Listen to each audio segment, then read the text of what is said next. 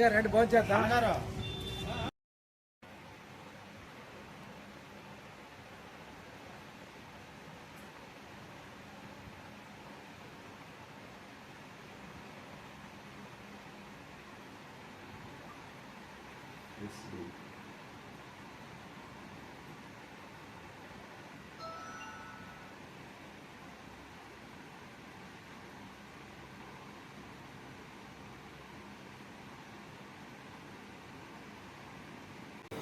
నా పేరు లీలా, divisional secretary Mazdoor union. మొన్నటిదాకా ఇప్పుడు జూన్లో ఉన్నాం కాబట్టి మే 31వ తారీఖు వరకు కూడా సౌత్ సెంట్రల్ రైల్వేలో ఉన్నాము.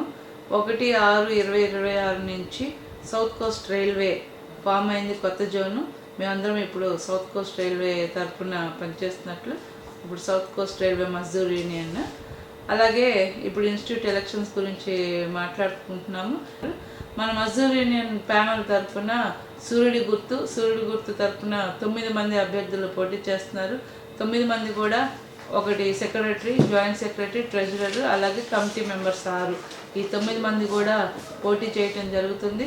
సో మిమ్మల్ని అందరినీ రైల్వే ఆర్ఐ బజ్వాడ ఎవరైతే ఓటర్స్ ఉన్నారో వాళ్ళందరినీ రిక్వెస్ట్ చేయటం జరుగుతుంది. ఆర్ఐ బజ్వాడకి మజ్దూర్ యూనియన్ ప్యానెల్ బలపరిచిన సూర్యుడి గుర్తు పైన వాళ్ళ అమూల్యమైన ఓటు వేసి గెలిపించమని రిక్వెస్ట్ చేశాము. ఇప్పటికే ఇంతకుముందు ఈ కమిటీ అంతా యూనియన్లో నడిచినప్పుడు వారానికి ఒకసారి, రాత్రి 2 వారాలకు ఒకసారి అక్కడికి ఒక స్క్రీన్ వేసి మూవీ వేయటం జరిగింది. అప్పుడు సరదా, అప్పుడు అందరూ కూడా ఎంప్లాయీస్ అందరూ కూడా చాలా ఎక్కువ లార్జ్ నెంబర్లో గ్యాదర్ అయ్యి మన ఇన్స్టిట్యూట్ సాయంత్రం పూట రిలాక్స్ అన్నది ఆ విధంగా అక్కడ జరిగేది. 2 వీక్స్కి వన్స్ ఐ థింక్ సో ఈ స్క్రీన్ మీద షో వేసేవాళ్ళు. అలాగే క్రికెట్ టోర్నమెంట్స్, మన ఇండియా ఇలాంటి మ్యాచెస్ జరిగినప్పుడు అది కూడా ఆ రోజున అక్కడ స్క్రీన్ వేసి క్రికెట్ మ్యాచెస్ చూపించటం జరిగేది. పెద్ద సంఖ్యలో పాల్గొని అక్కడ చాలా పండగ వాతావరణం నెలకొనేది ఇదొరటి రోజుల్లో, అది యూనియన్ పీరియడ్లో. బట్ ఈ 10 సంవత్సరాలు ఈ కమిటీ ఏదైతే సంఘ్ కమిటీ ఉందో ఈ ఒక్కటి కూడా మనం చూడలేదు. ఇలాంటి మూవీస్ వేయటం కానివ్వండి, ఇలాంటి క్రికెట్ కానివ్వండి, ఇలాంటి టోర్నమెంట్స్ కానీ ఈ 10 సంవత్సరాలు ఎక్కడ కూడా కండక్ట్ చేసిన దాఖలాలే లేవు. సో ఇవన్నీ కూడా మన ఎంప్లాయీస్, కార్మికులు గమనించాలి.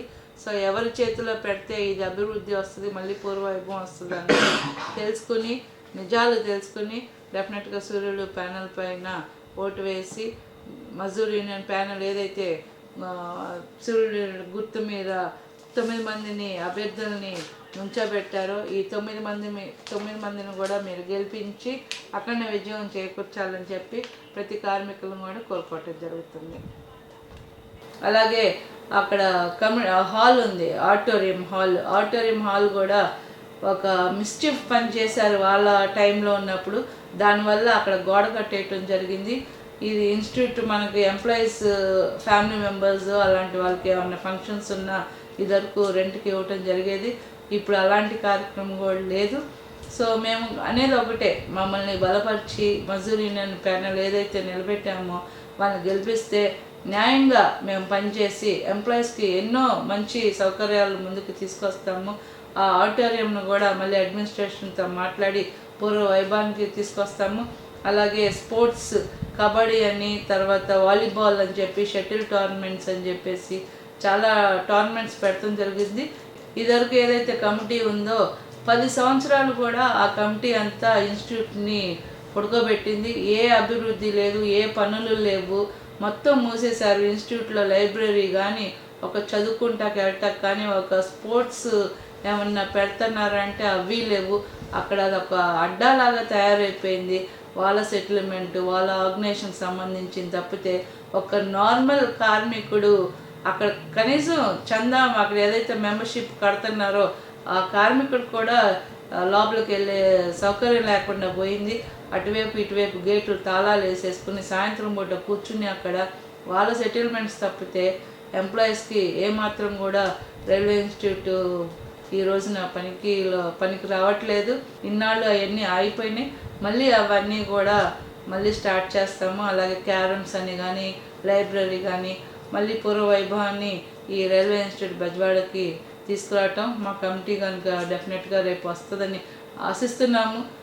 అడ్మినిస్ట్రేషన్ తీసుకున్నారు అందుకనే మాకు ఇవ్వలేదని అంటున్నారు. అది ఇవ్వటానికి కారణం ఎందుకు, ఏమైంది కూడా వాళ్ళు చెప్పాలి. ఎందుకంటే ఇప్పుడు వాళ్ళ టీం, వాళ్ళ అపోజిషన్ టీంలో ఎవరైతే సెక్రటరీగా పోటీ చేస్తున్నారో ఆ సెక్రటరీ వాళ్ళ ఇంట్లో వాళ్ళ బాబు బర్త్డే ఫంక్షన్ను జరపటం జరిగింది. అక్కడ ఎలా జరుపుతున్నారు, ఏ కండిషన్లో జరుపుతున్నారు అన్నది పూర్తి వివరాలు నాకు తెలియదు. కానీ అలా జరగటం వల్ల ఆ రోజున డిఆర్ఎం గారు అటు క్రాస్ చేస్తూ అవి చూసి ఇమ్మీడియట్గా ఆర్డర్స్ ఇవ్వటం జరిగింది అడ్మినిస్ట్రేషన్కి. ఇమ్మీడియట్గా గోడ కట్టేసి అది ఇంకా అడ్మినిస్ట్రేషన్ కంట్రోల్లో ఉంచుకోమని చెప్పేసి ఆర్డర్స్ ఇచ్చారు. ఆ రోజు నుంచి అది అడ్మినిస్ట్రేషన్ అకౌంట్లో ఉంది. అంతకుముందు యాక్చువల్గా బాడీ చేతిలోనే ఉండింది, కమిటీ చేతిలోనే ఉంది.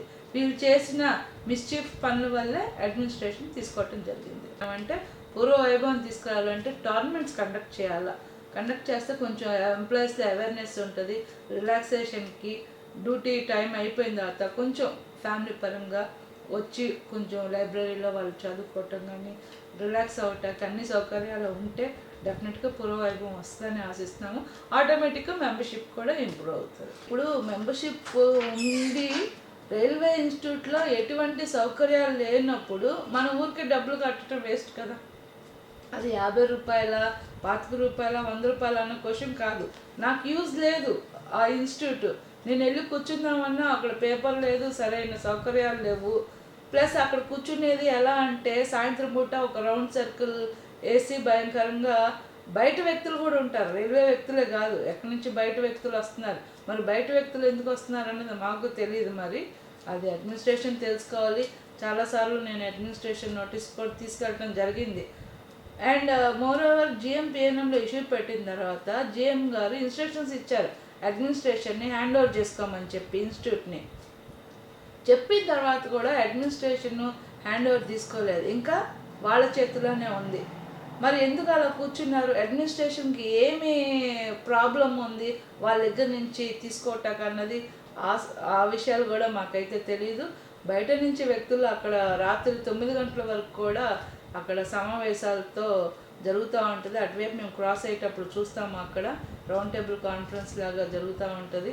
సో మరి అడ్మినిస్ట్రేషన్కి అయితే మేము చెప్పడం జరుగుతుంది, జిఎం గారు మీకు ఆర్డర్స్ ఇచ్చారు అడ్మినిస్ట్రేషన్కి తీసుకోమని చెప్పి. మరి ఇంకా వాళ్ళ చేతుల్లోనే ఎందుకు పెట్టారంటే కారణాలు అయితే లేవు. అలా కాలం అయితే గడిపేశారు. ఎప్పుడైతే ఇప్పుడు మేము గట్టిగా మాట్లాడామో అప్పుడు ఈ ఎలక్షన్స్ అంటూ పెట్టడం జరుగుతుంది. డెఫినెట్గా ఎంత వస్తుంది? ఇప్పుడు మెంబర్షిప్ 50 రూపాయలు కడుతున్నాము అంటే ఎంతమంది మెంబర్స్ ఉన్నారు, 50 రూపాయలు చొప్పున ఎంత వస్తుంది? అలాగే స్టాఫ్ ఎంతమంది అక్కడ పని చేస్తున్నారు, వాళ్ళ శాలరీస్ ఎలా ఇవ్వాలి, ఎంత శాలరీస్, ఇవన్నీ లెక్కలు ఉంటాయి. డెఫినెట్గా మనం ఇయర్ ఎండింగ్ అయ్యేసరికి మనం డెఫినెట్గా ఆడిట్ కూడా చేయించాలి, లెక్కలు అవన్నీ చూపించే చేయాలి. డెఫినెట్గా మేము వస్తే అవన్నీ కూడా అందరి మధ్యన సమక్షంలో పెట్టే అన్నీ చక్కగా చేస్తామని చెప్పే మా ముందుకు వెళ్తున్నాం. మేము అన్నీ కూడా ఎంప్లాయీస్కి స్ట్రైట్ అవే ఇది అని చెప్పడానికి కూడా మాకు మొహమాటం ఏమీ లేదు. క్లియర్గా అకౌంట్స్ కూడా సబ్మిట్ చేస్తాము, దాంట్లో డౌటే లేదు. లాస్ట్ 10 సంవత్సరాల నుంచి కూడా వేరే కమిటీ ఏదైతే లీడ్ చేస్తున్నారో దానికి ముందు మజ్దూర్ యూనియన్ తరపున పోటీ చేసిన ప్యానల్ వారు కూడా చక్కగా పనిచేసి అన్నీ టైం టు టైంలీ చేశారు. గిఫ్ట్స్ ప్రతి సంవత్సరం కూడా ఉగాది పండుగకి గిఫ్ట్ ఇవ్వటం జరిగేది. కానీ ఈ మధ్య ఈ 10 సంవత్సరాల్లో కూడా ఎక్కడా కూడా ఈ లాస్ట్ చేసిన కమిటీ ఏ ఎంప్లాయీకి కూడా ఏ గిఫ్ట్ కూడా ఇవ్వలేదు. ఈ రోజున అదే మాట్లాడుతూ జరిగితే జనాల్లో వాట్సాప్కి ఏం పోస్ట్ చేస్తున్నారంటే ఒక లెటర్ వచ్చింది, మజ్దూర్ యూనియన్ వాళ్ళే దీన్ని గిఫ్ట్లు ఇవ్వద్దన్నారు అని చెప్పేసి ఆ లెటర్ పోస్ట్ చేయటం జరిగింది. ఆ లెటర్లో ఏముందో కూడా కనీసం చదవాలి, చదవకుండానే ఈ విధంగా వేరే వాళ్ళ మీద అబండాలు వేసేస్తున్నారు. దాంట్లో క్లియర్గా ఉంది జనరల్ బాడీ పెట్టుకుని గిఫ్ట్స్ ఇచ్చుకోవచ్చు. జనరల్ బాడీ పెట్టుకోవాల్సిన బాధ్యత వాళ్ళ మీద ఉంది. జనరల్ బాడీ మీటింగ్ పెట్టుకోకుండా సింపుల్గా వాళ్ళు ఇవ్వద్దన్నారు అంటే సరిపోతుందా? అది మేమేం చెప్తే చేస్తారా? కమిటీ వాళ్ళది, వాళ్ళు కదా ఇచ్చుకోవాల్సింది. మరి నేను చెప్పినవన్నీ వాళ్ళు చేసేస్తారా? అది తప్పు. ఆ లెటర్ ఏదో పోస్ట్ చేసేసి గ్రూప్స్లో వాళ్ళే ఇవ్వద్దన్నారని ఇవ్వట్లేదని కారణం చెప్పడం జరిగింది. అది చాలా తప్పు. ఆ లెటర్లో చదవచ్చు క్లియర్గా ఉంది. వర్కింగ్ జనరల్ బాడీ మీటింగ్ పెట్టుకోమని చెప్పి జనరల్ బాడీలో మనం కూర్చుని ఎవరైతే ఆ కమిటీ ఉన్నారో ఆ కమిటీ కూర్చుని డిసైడ్ చేసుకుని ఇవ్వాలి. ఎక్కొడతాకి అనేక కారణాలు ఉన్నాయి కాబట్టి వాళ్ళకి ఎంతసేపు ఎలక్ట్రాలజీ తీసుకోవడం తప్పితే ఇచ్చే కార్యక్రమాలు లేవు. మరి అదే మజ్దూర్ యూనియన్ ప్యానెల్ వేరే బ్రాంచెస్లో కూడా పనిచేశారు, ఇదే లెటర్ ఉంది, మరి గిఫ్ట్లు ఇవ్వటం కూడా జరిగినాయి. మరి అది ఆలోచించుకోవాలి. అంతేగాని అన్యాయంగా వేరే ప్యానెల్ వారి మీద అబండాలు వేయటం అనేది కరెక్ట్ కాదు. అది సెక్రటరీగా ఎన్ రవీంద్ర బాబు గారు పోటీ చేస్తున్నారు. అలాగే జాయింట్ సెక్రటరీగా ఏ నరేష్ కుమార్ పోటీ చేస్తున్నారు. ట్రెజరర్గా టి శ్రీహర్ష టీటీఐ ఇమ్యూనిటీస్ నుంచి పోటీ చేస్తున్నారు. వీళ్ళు ముగ్గురు కూడా ఆఫీస్ బ్యారర్స్గా పోటీ చేస్తున్నారు. అలాగే ఎస్కేఎల్పి శాస్త్రి అని చెప్పేసి కాన్స్టిట్యున్సీ ఏకి పోటీ చేస్తున్నారు. ఎం విజయ్ భాస్కర్ గారు ఎస్ఎస్సిగా పనిచేస్తున్నారు కోచింగ్ డిపోలో, ఈయన కాన్స్టిట్యున్సీ బిలో పోటీ చేస్తున్నారు. అలాగే కె శ్రీనివాసరావు లోకో పైలట్, ఈయన కాన్స్టిట్యున్సీ సి నుంచి పోటీ చేస్తున్నారు. ఈ రవీంద్ర ఈఎల్ఎస్లో వర్క్ చేస్తున్నారు, ఈయన కాన్స్టిట్యున్సీ డి నుంచి పోటీ చేస్తున్నారు. అలాగే కాన్స్టిట్యున్సీ ఈ నుంచి ఎస్ జోసెఫ్ రాజు, ఇతను కూడా TTI ticket checking. And last final W E working committee member constituency F అంటే ఇంజనీరింగ్ డిపార్ట్మెంట్, దీంట్లో షేక్ కరీముల్లా. వీళ్ళందరూ కూడా 9 మంది కూడా పోటీ చేయటం జరుగుతుంది. సో నేను అందరినీ మరొకసారి అందరిని కూడా అభ్యర్థించేది ఒకటే, ఈ మజ్దూర్ యూనియన్ ప్యానెల్ ఏదైతే సూర్యుడి గుర్తు పైన పోటీ చేస్తున్నారో ఈ 9 మందిని కూడా అఖండ విజయాలతో ఎంప్లాయీస్ అందరూ కూడా వాళ్ళ ఓటు అమూల్యమైన ఓటు వేసి ఈ సూర్యుడి గుర్తును గెలిపించాలని మనస్ఫూర్తిగా కోరుకుంటున్నాను. South central railway Mazdoor union జిందాబాద్. South central railway Mazdoor union జిందాబాద్. సూర్యుడి గుర్తుకే మన ఓటు, సూర్యుడి గుర్తుకే మన ఓటు, సూర్యుడి గుర్తుకే మన ఓటు, ప్రగతికే మన ఓటు, ప్రగతికే మన ఓటు. అభివృద్ధి చేద్దాం, అభివృద్ధి చేద్దాం, అభివృద్ధి చేద్దాం, అభివృద్ధి చేద్దాం, అభివృద్ధి చేద్దాం. రైల్వే ఇన్స్టిట్యూట్ అభివృద్ధి చేద్దాం. సూర్యుని గుర్తుకి ఓటేయండి, రైల్వే ఇన్స్టిట్యూట్ అభివృద్ధిలో పాల్పంచుకోండి. సూర్యుని గుర్తుకి ఓటేయండి, రైల్వే ఇన్స్టిట్యూట్ అభివృద్ధిలో పాల్పంచుకోండి. సూర్యుని గుర్తుకే మన ఓటు వేయాలి, సూర్యుని గుర్తుకే మన ఓటు వేయాలి, సూర్యుని గుర్తుకే మన ఓటు వేయాలి. ఈరోజు మీ అందరికీ తెలిసిందే, రేపు జూన్ 9, 10 తారీఖున విజయవాడ రైల్వే ఇన్స్టిట్యూట్కి ఎలక్షన్స్ జరగబోతున్నాయి. ఒకప్పుడు విజయవాడ రైల్వే ఇన్స్టిట్యూట్ అంటే జూన్ మొత్తంలో కూడా మొట్టమొదటిసారిగా ఏసీ చేయించిన ఘనత మన పాలక వర్గాంది. South central railway Mazdoor union panel ఉన్నప్పుడు మనం మొట్టమొదటిసారిగా విజయవాడలో ఉన్న 2 ఇన్స్టిట్యూట్లను కూడా ఏసీ చేయించుకోగలిగాం. అదేవిధంగా అన్ని రకాల కూడా సదుపాయాలు మనం కల్పించుకున్నాం. షటిల్ కోర్ట్ కావచ్చు, అలాగే కల్చరల్ యాక్టివిటీస్ అవ్వచ్చు, లైబ్రరీ అవ్వచ్చు, నావెల్స్ అవ్వచ్చు, అదేవిధంగా ట్రైనింగ్ ప్రోగ్రామ్స్ పిల్లలందరికీ కూడా అప్పట్లో రైల్వే ఉద్యోగుల పిల్లలకి కంప్యూటర్ ట్రైనింగ్ క్లాసులు కూడా మనం పరిమితమైన ఖర్చుతో ఏర్పాటు చేయగలిగాం. ఈ 10 ఏళ్లలో ఏం జరిగిందన్నది మీ అందరికీ తెలిసిందే. ఆ రోజు 3200 మంది ఉన్న మెంబర్షిప్ ఈరోజు 1100 మందికి దిగజారిపోయింది. అంటే దానికి కేవలం ఇప్పుడున్న పాలకవర్గానే బాధ్యత వహించాలి. ఏ కార్మికులకు పనికి వచ్చే ఎలాంటి కార్యక్రమాలు కూడా చేపట్టలేకపోవటం వల్ల కార్మికులు తమ చందాలని కూడా మినహాయించుకున్నారు. ఇలాంటి పరిస్థితుల్లో కార్మికులకు విజయవాడ మనకి రైల్వే జోన్లోనే మొట్టమొదటి స్థానంలో ఉన్న రైల్వే ఇన్స్టిట్యూట్ విజయవాడ ఈరోజు నిరాశ నిస్పృహలతో ఉండిపోతుంది. విజయవాడలో ఉన్న ఉద్యోగులకి ఎలాంటి మానసిక ఉల్లాసానికి సంబంధించి కానివ్వండి, లైవ్ మనం మ్యాచ్లు కానివ్వండి, సినిమాలు కానివ్వండి, వారాంతంలో మనం సినిమాలు ప్రదర్శించేవాళ్ళం, ఇవన్నీ కూడా మిస్ అయిపోయినాయి. ఈరోజు కేవలం నామమాత్రపు దీంతో ఒక షటిల్ కోర్ట్ మాత్రం రన్ అవుతుంది. లైబ్రరీలో బుక్స్ కానీ మ్యాగజైన్లు కానీ ఎలాంటివి లేవు, ఎలాంటి ట్రైనింగ్ ప్రోగ్రామ్స్ లేవు. పిల్లలు కూడా ఎలాంటి ఇది కాకుండా ఉంది. సమ్మర్ క్యాంప్ అనేది కూడా ఎలాంటిది కూడా మనం ప్రొవైడ్ చేయలేకపోతున్నారు వీళ్ళు. అదేవిధంగా ఎంప్లాయీస్కి ఉపయోగపడాల్సిన ఇన్స్టిట్యూట్ ఈరోజు చూసినట్లయితే పగలంతా తాళం వేసి ఉంటుంది, సాయంత్రం అయిన తర్వాత ఓపెన్ అవుతుంది. సాయంత్రం పూట జరిగే కార్యక్రమాలు ఏంటో విజ్ఞులైన మీ ఓటర్లందరికీ కూడా తెలుసు అని చెప్పేసి నేను అనుకుంటున్నాను. కనుక మనకి మళ్ళీ విజయవాడ రైల్వే ఇన్స్టిట్యూట్ పునర్వైభవం సంపాదించుకోవాలనుకుంటే సౌత్ సెంట్రల్ రైల్వే మజ్దూర్ బలపరిచిన ప్యానల్ని సూర్యుని గుర్తుపై ఓటేసి అమూల్యమైన మెజారిటీతో గెలిపించినట్లయితే సౌత్ సెంట్రల్ రైల్వే మజ్దూర్ ఆధ్వర్యంలో తిరిగి రైల్వే ఇన్స్టిట్యూట్ విజయవాడని మొట్టమొదటి స్థానంలో జోన్లో కల్లా కూడా మొట్టమొదటి స్థానంలోకి తీసుకొస్తామని చెప్పేసి హామీ ఇస్తున్నాను. ఇంతటితో థ్యాంక్ యూ.